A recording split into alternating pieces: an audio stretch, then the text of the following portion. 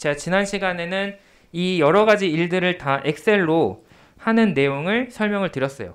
그리고 몇 가지 재미있는 경우를 통해서 항상 이 MPV라는 방법이 옳긴 하지만 이제 때때로 이제 어떻게 고민을 해야 되겠구나라는 것을 알 수 있었습니다. 그리고 저희가 퀴즈를 봤는데 이때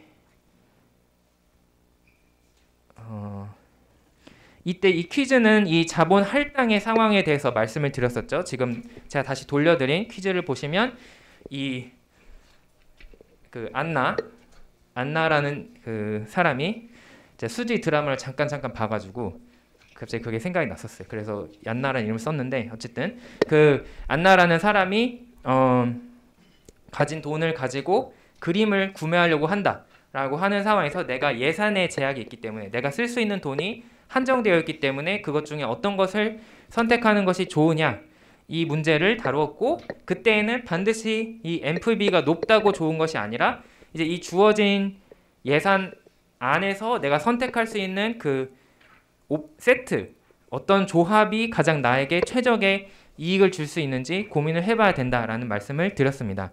이제 그 수업 끝나고 그 친구 한 명이 질문을 했어요. 근데 굉장히 의미가 있는 질문을 했는데 이제 그 내용을 제가 잠깐 소개를 해드리겠습니다. 자, 우리가 보통 지금 어떻게 하고 있냐면 미래가 있고 현재가 있고 어떤 미래의 이익 혹은 다른 현금 흐름이 있어요. 그리고 그것의 가치를 평가하기 위해서 보통 우리는 지금 여기서 현재 가치로 바꿔주고 있는데 이때는 이제 디스카운팅이 됩니다. 그 할인이 된다라고 우리가 얘기를 하고 있죠. 그래서 그것의 현재 가치를 계산해서 그것들을 비교하는 방식으로 우리가 문제를 풀고 있습니다. 자, 근데 그 친구가 질문한 것은 무엇이었냐면 아니 이것을 왜 꼭 현재로 갖고 와서 현재 가치를 비교해야 되느냐. 예를 들어서 이제 그런 현재에 있는 현금 흐름이나 아니면 미래에 있는 현금 흐름을 이 미래의 어떤 시점에 한 곳에 모아서 그러니까 거꾸로 현재의 비용 같은 다른 현재 가치는 미래 가치로 바꾸어서 계산을 하면은 어떨까라는 얘기를 했어요. 그때는 이제 이자에 대해서 그 곱해서 그 컴파운딩을 해야겠죠. 복리 계산을 해야겠죠. 그러면은 모든 것을 현재의 기준으로 다 변환해서 비교하는 것이나 모든 것을 미래 어떤 시점으로 변환해서 비교하는 것이나 동일하지 않을까요? 라는 질문을 했는데 맞습니다. 그렇게 해도 사실 아무런 문제가 없을 수 있어요. 잘 계산만 한다면. 모든 것을 예를 들면 올해 이 그림을 $1,000를 주고 사야 된다라고 하면은 이것의 미래 가치를 계산해서 그때 내가 얼마에 팔 수 있느냐 그러면 그 차익으로 미래의 이득을 계산할 수도 있는 거죠. 그렇게 할 수도 있어요. 그런데 우리가 현실에서는 사실 그렇게 하지 않습니다. 왜냐하면 헷갈리기 때문이에요. 자, 지금의 경우에는 현재의 하나 그리고 미래의 한 시점에 대해서만 생각하기 때문에 두 개의 현금 흐름밖에 없어서 이제 이거를 이쪽으로 몰든 이쪽으로 몰든 비교만 잘하면 아무런 문제가 없어요. 하지만 이제 현실의 다른 투자는 계속 현금 흐름이 여기도 있고 여기도 있고 여기도 있어요. 계속 있어요. 그래서 이것을 내가 여기다가 기준을 맞추겠다 하면은 어차피 이것도 현재 가치로 계산을 해야 되는 거예요. 그러니까 이 시점을 현재로 놓고 더 먼 미래에서 이 미래로 할인을 해서 가져와야 되는 거죠. 이제 그러다 보면은 이제 오히려 더 헷갈릴 수 있습니다. 그러니까는 그냥 차라리 딱 아싸하게 그냥 모든 경우에 그냥 모든 미래의 현금 흐름을 그냥 현재로 다 바꾼 다음에 비교를 하자라는 것이 오히려 더 깔끔한 기억하기도 쉽고 더 명확한 그런 사례가 되는 거죠. 그래서 보통 우리는 미래의 기준으로 모든 것을 생각하지 않고 이제 현재 기준으로 모든 것을 생각하는 그런 습관을 들이는 것이 여러분들이 실수를 줄일 수 있는 그런 방법이 되겠습니다.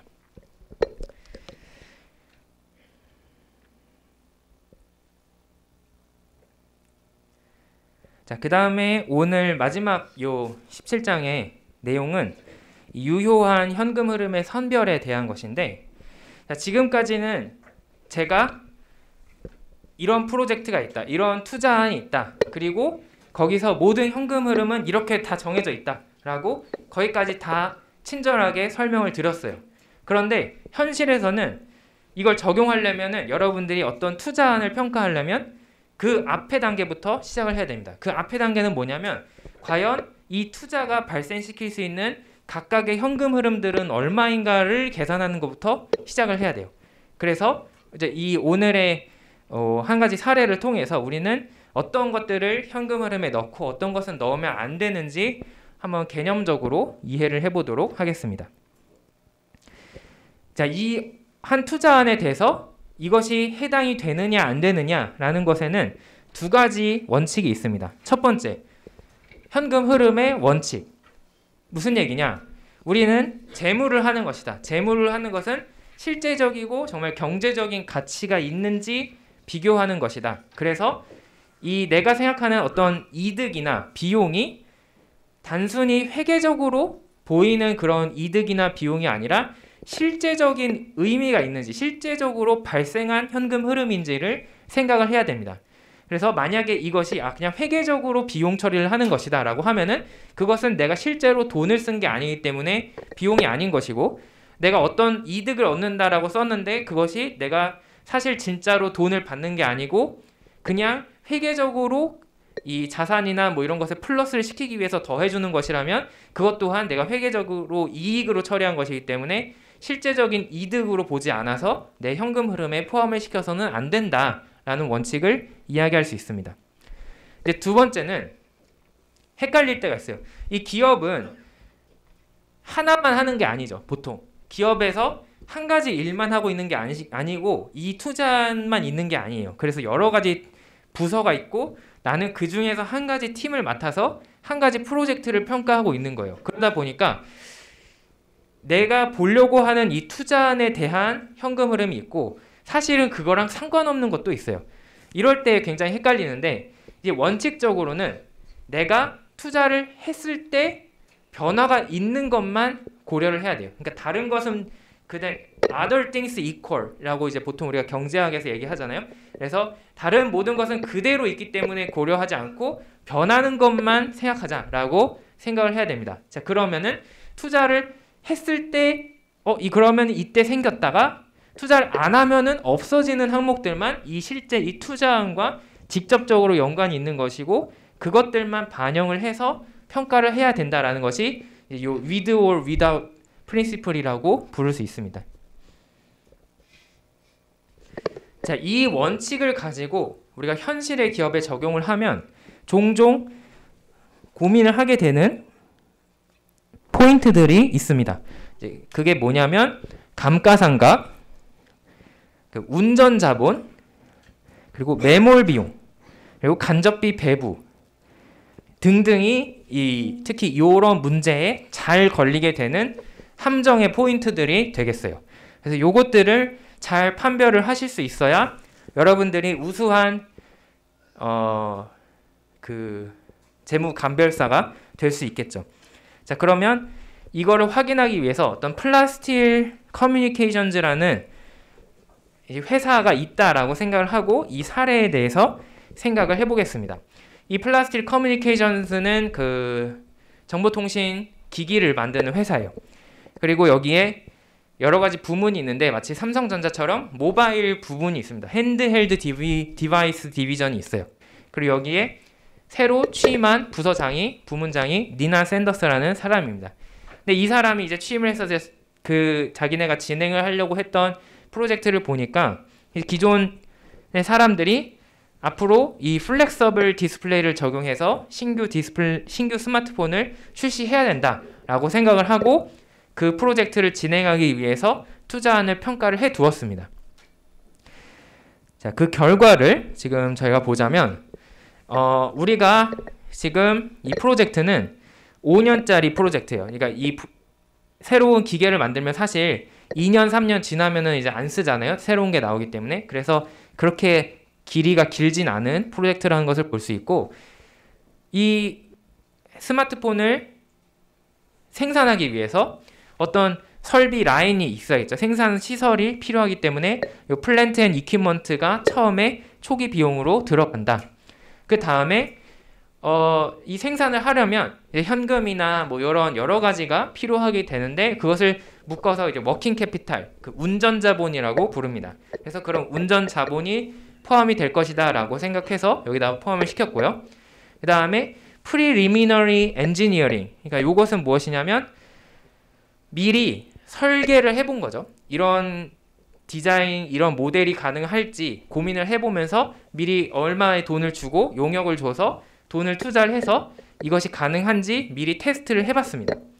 그리고 여기 익세스 캐패시티라고 있는데 이건 왜 있냐면 지금 여기 우리가 추가적인 설비를 도입하긴 하긴 하지만 여기서만 생산을 하는 게 아니고 이 우리 핸드헬드 디바이스 디비전은 아니지만 이게 모바일 부문은 아니지만 다른 부문이 지금 할 게 없어가지고 설비를 놀리고 있다라는 것을 이 기업은 알고 있어요. 그래서 그것을 있는 것을 활용하면 된다라고 해서 요 익세스 캐패시티를 포함시켰습니다. 근데 이미 있는 것을 활용하는 거니까 그러면 돈 쓸 필요 없잖아 해서 지금 아무것도 플러스하지 않은 상태예요. 자, 그래서 이것들을 다 고려하면 초기 투자 비용이 이렇게 46으로 나오고 이 5년 후에는 이제 생산 시설을 더 이상 쓸 데가 없어지기 때문에 감가상각을 시킨 후 남은 잔존 가치를 내가 팔아서 고철 덩어리를 팔아서 추가적인 현금을 얻을 수 있다라고 해서 여기 15를 포함을 시켜놨습니다.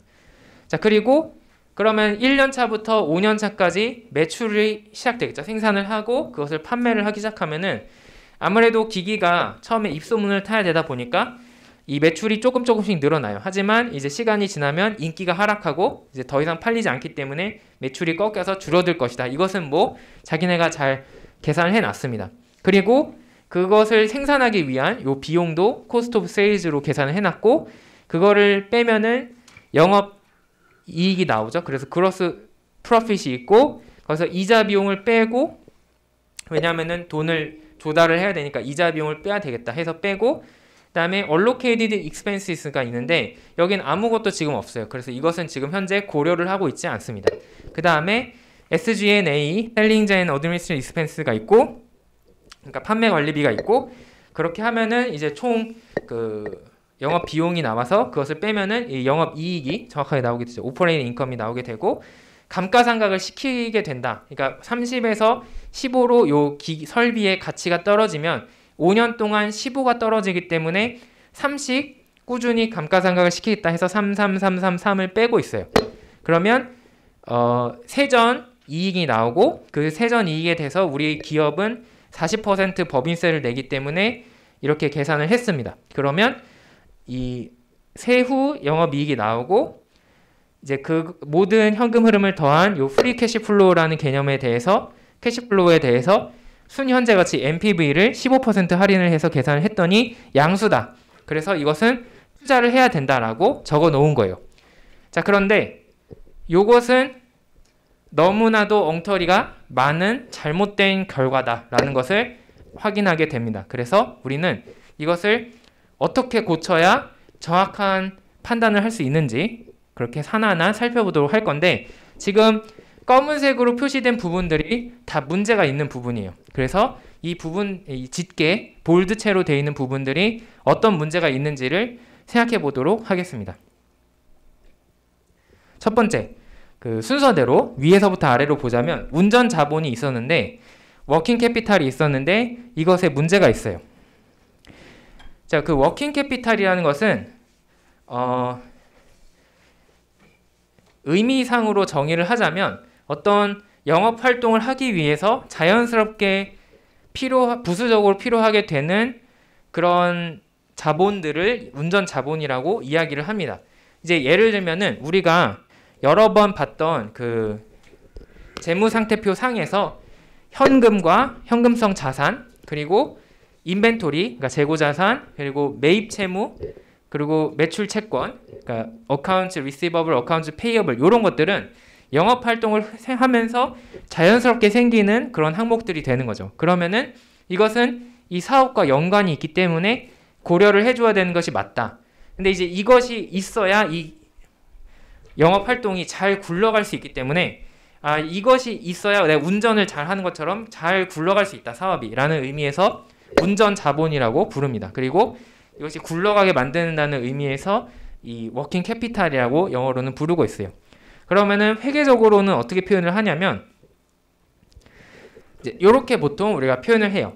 유동자산에서 이 사업과 관련된 유동자산에서 사업과 관련된 유동부채를 뺀 것으로 우리가 보통 운전자본의 크기를 계산을 합니다. 자, 이게 왜 이렇게 되냐면, 자, 예를 들면 내가 이 사업을 하기 위해서 이렇게 생각해 볼게요. 제가 예를 들면 우리 요 명지대 맞은편에 동전 노래방 사업을 하고 싶다라고 생각을 해볼게요. 동전 노래방 사업을 하고, 그래서 저는 요즘의 트렌드에 따라서 그 무인으로 그냥 사람들이 알아서 와서 부르고 가는 그런 시스템을 구축을 하려고 해요. 그런데 거기에는 필요한 몇 가지가 있는데, 당연히 이제 노래방 설비 자체는 있어야겠지만 또 추가적으로 필요한 게 동전 교환기가 있어야 돼요. 지폐 교환기가 있어야 이 사람들이 잘 그것을 와서 바꿔서 10,000원짜리 바꿔서 동전을 넣고 동전으로 노래를 부를 수가 있겠죠. 그래서 동전 교환기를 혹은 지폐 교환기를 설치를 해야 됩니다. 그리고 그냥 설치하고 끝이냐? 그게 아니죠. 그 지폐 교환기에 실제로 동전을 채워 넣고 지폐들이 바꿔서 환전이 될 수 있게 만들어 놔야 얘가 제대로 역할을 할 수 있어요. 그러면은 내가 매일매일 수시로 와가지고, 물론 계속 있진 않더라도 하루에 한 번씩은 와서 그 빈만큼 동전을 계속 채워 넣어야 이것이 계속 작동을 할 수 있겠죠. 그만큼 나는 이 현금을, 이 동전을 다른 곳에 쓸 수가 없는 거예요, 내 사업자는. 그래서 그만큼 이 사업에 묶여 있게 되기 때문에 현금 및 현금성 자산이 이 사업에 의해서 계속 소비가 되고 있다라고 느낄 수 있습니다. 그것이 바로 이 운전 자본에 해당이 되는 거예요. 이제 마찬가지로 내가 어떤 시장에서 물건을 떼다 팔고 또 다시 사오고 이렇게 하는 그 도매업을 하는 사람이라면 내가 외상을 주거나 아니면은 거꾸로 내가 외상을 걸고 물건을 사오거나 팔거나 할 때 그만큼 내가 현금 자산이 묶이게 되고 안 묶이게 되고가 결정이 되는 거예요.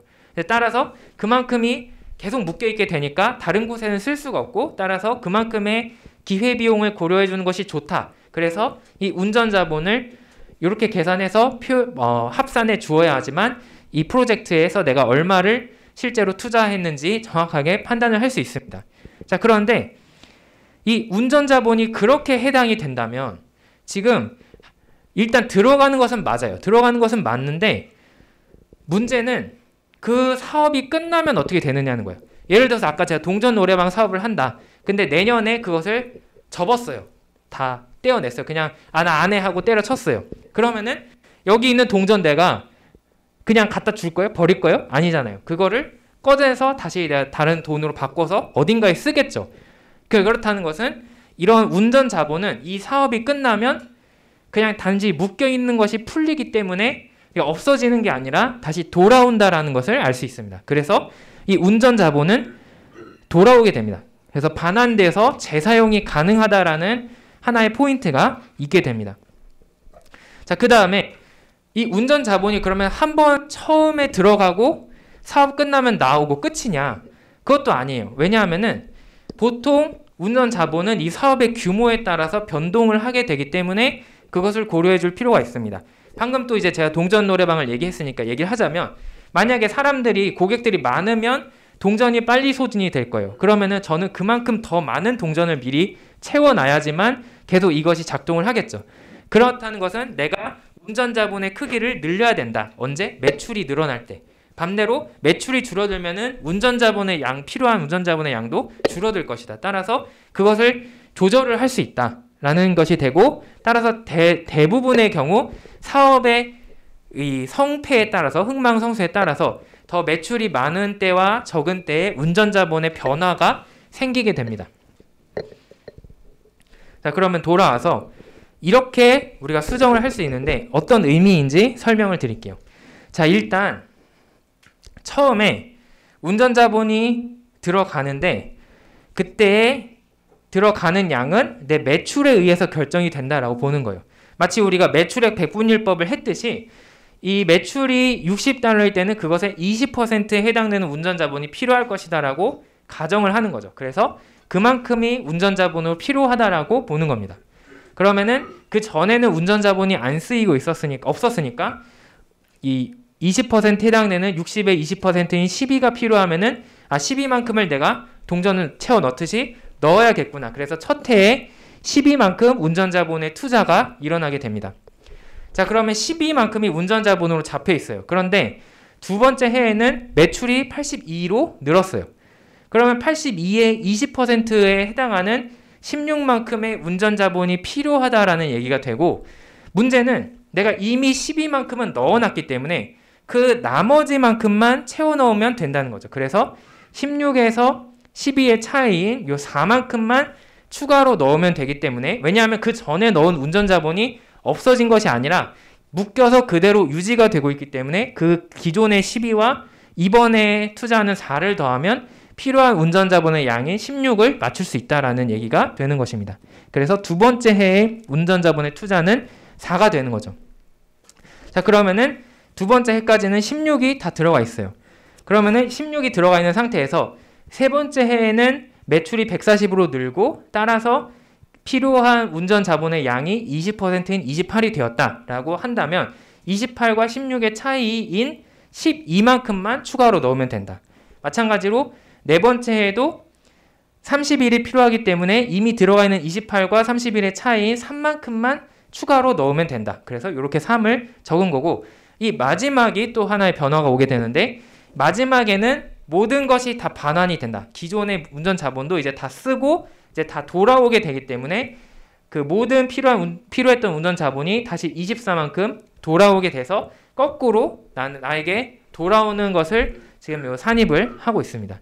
그러면은 이제 기존에 넣어놨던 운전 자본도 돌아오는 거고, 그렇게 돼서 이제 오히려 이제 이만큼 돌아오는 것을 확인할 수 있죠. 이 전년도까지 필요했던 31만큼의 운전 자본이 다 돌아오기 때문에 플러스의 현금 흐름으로 여기 표현이 된 것을 확인을 할 수 있습니다.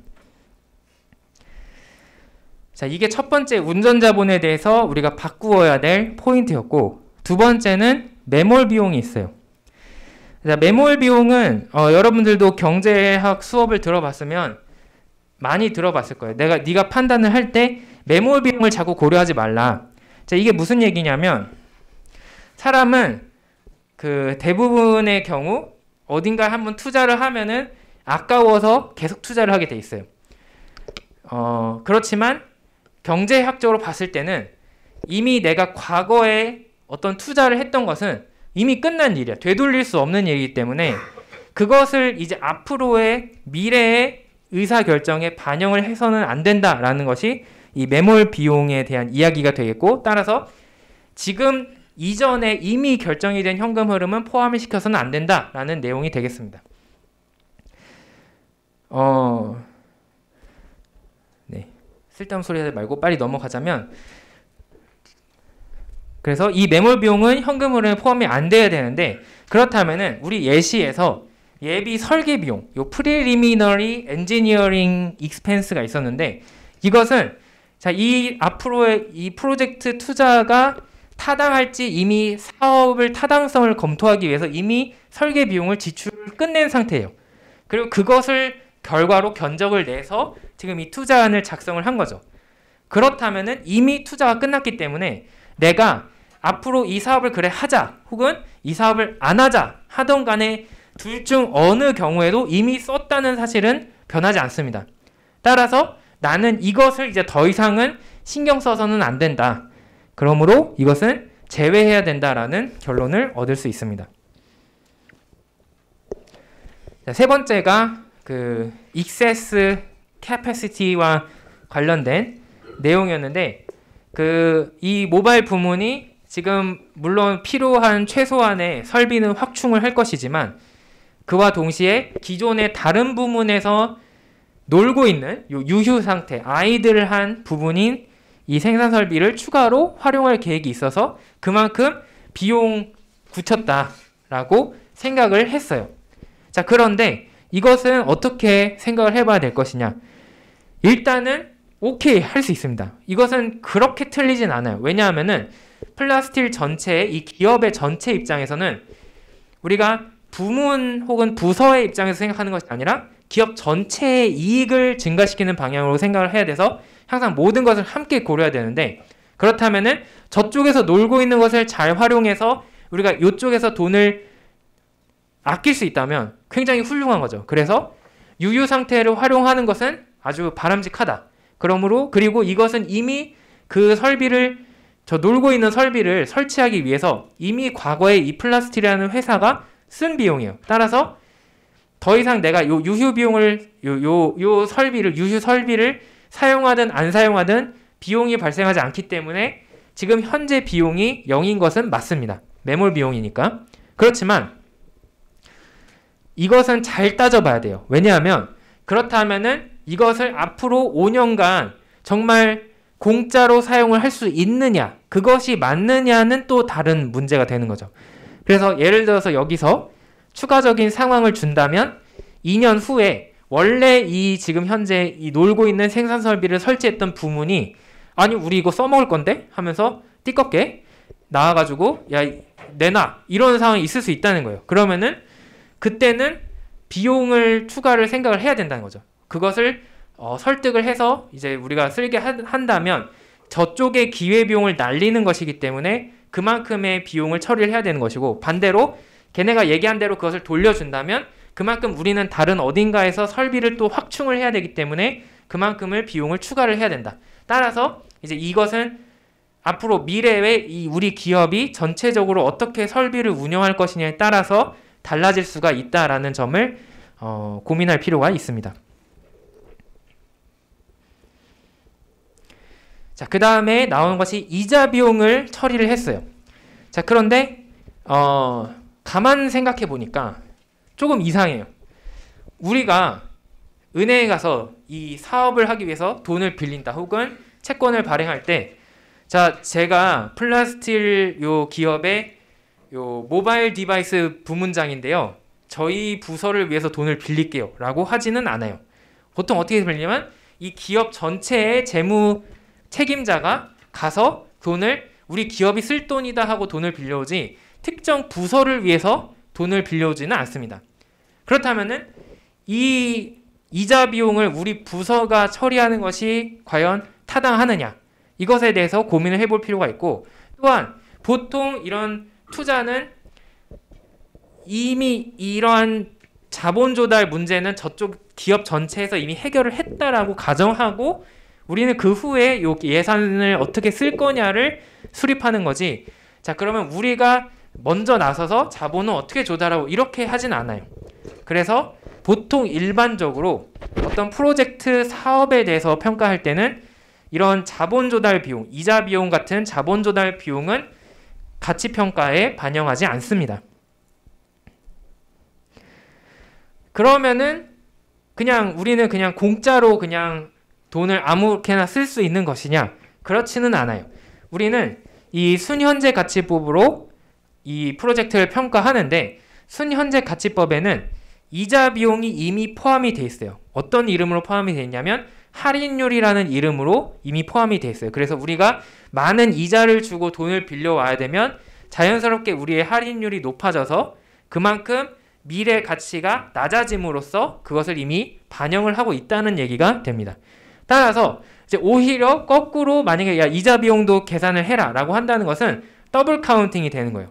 무슨 얘기냐면 나는 두 번 손해를 보고 있다는 거죠. 우리 부문의 입장에서 이자 비용 자체도 직접적으로 마이너스로 고려하고 그와 동시에 할인율도 적용을 받으면 두 번 그것을 적용받는 것이기 때문에 그것은 좀 불합리하다. 따라서 우리는 그냥 할인율에만 요 이자 비용을 고려하지 다른 곳에서 직접적으로 그 현금 흐름이 이자 비용으로 인해서 차감이 된다라고 생각하지는 않는다. 이것을 고민하실 필요가 있습니다.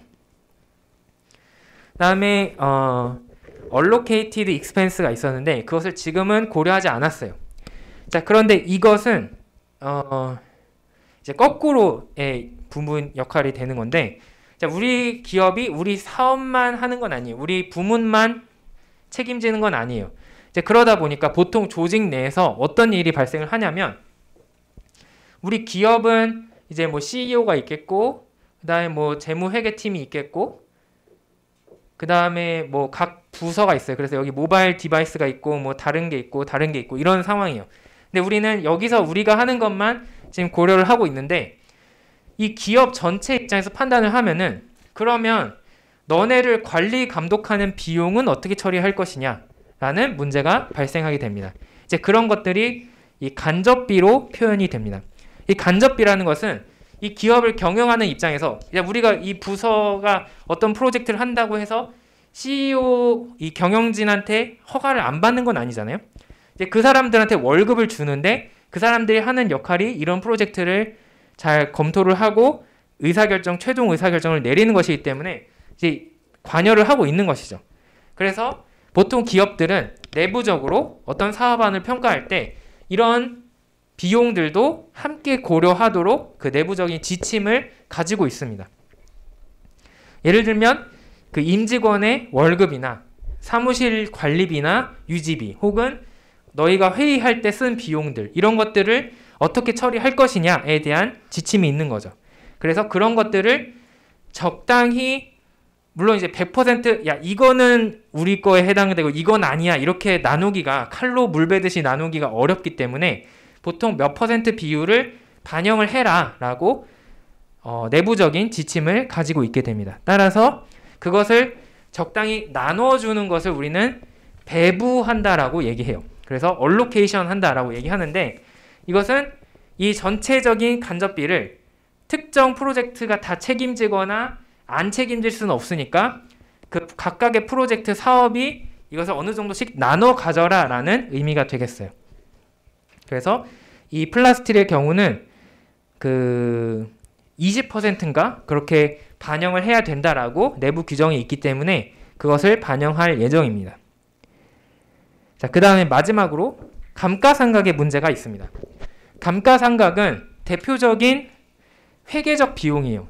그 무슨 말이냐면 실제 현금 흐름이 아님에도 불구하고 우리가 항상 회계적인 이 손익계산서를 쓸 때 비용으로 처리를 하는 항목이라는 뜻입니다. 그런데 이것을 아예 고려 안 할 수는 없어요. 왜냐하면 우리는 회계장부상에서 감가상각을 고려한 후에 이익을 계산하고 그 이익을 바탕으로 정부가 우리 기업에서 세금을 뜯어가기 때문에 감가상각이 세금을 바꾸는 역할을 수행을 하게 됩니다. 마치 우리가 그 자본조달 구조를 배울 때 이자에 절세 효과가 있는 것처럼 배웠던 것처럼 감가상각에도 절세 효과가 존재하게 됩니다. 그래서 세금은 실제로 우리가 발생한 현금 흐름이기 때문에 이 세금을 포함을 시켜야 되고, 그러면 세금을 계산하기 위해서 감가상각을 고려하는 것 자체를 안 할 수는 없다라는 결론을 얻게 됩니다. 하지만 문제는 실제로 발생하는 현금 흐름이 아니기 때문에 감가상각을 계산해서 법인세를 계산하고 법인세를 뺀 후에 다시 감가상각은 없던 일로 해주는 작업이 필요하다. 그래서 이렇게 두 단계로 감가상각을 고려해야 됩니다. 첫 번째, 법인세 비용을 계산하기 전에 이익에서 감가상각을 차감해서 우리 이익의 크기를 줄여서 최대한 세금을 덜 내도록 한 다음에 세금 계산이 끝난 후 감가상각은 실제로 발생하지 않은 현금 흐름인 것을 고려해서 거꾸로 더해줘서 실제 현금 흐름의 크기를 정확하게 추정하는 그런 작업이 필요하다. 이것을 이제 환원한다라고 표현을 할 수가 있겠습니다.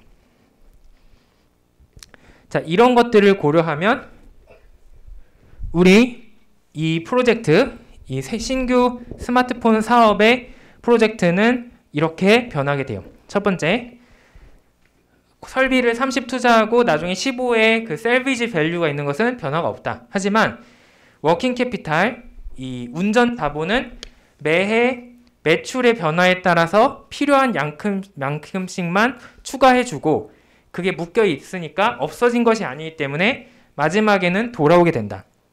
그 다음에 두 번째, 요 예비 타당성 조사하는 요 프리리미너리 엔지니어링은 내가 이미 이 프로젝트를 하기 전에 투자한 매몰 비용이므로 고려하지 않는다. 그래서 0으로 표시를 하게 되고, excess capacity, 요 유휴시설을 활용하는 것에 대해서는 지금은 유휴시설을 활용하지만 2년 차부터 그 원래 주인인 다른 부서가 이렇게 써먹을 거라고 하니까 그렇다면 그때는 우리가 신규 설비 투자를 할 필요가 있겠다.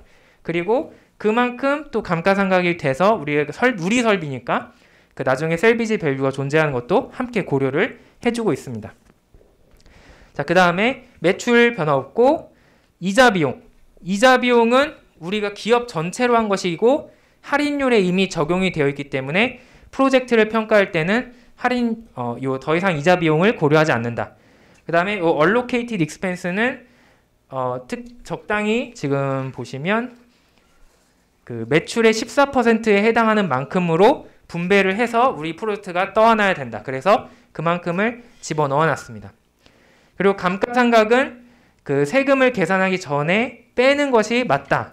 하지만 세금을 계산한 후에 애드백을 한다. 환원을 해서 그만큼은 거꾸로 실제 우리 현금 흐름이 낮게 평가가 된 것이니까 다시 더해 주어서 실제 현금 흐름을 계산을 하게 된다. 그러면은 이것이 되고 이 모든 현금 흐름을 모으면 여기 프리 캐시 플로우라는 이름으로 나타나게 되고 이것의 순현재 가치를 계산하면 25가 되니까 양수이기 때문에 투자를 하는 것이 좋다. 이렇게 결론을 내렸습니다.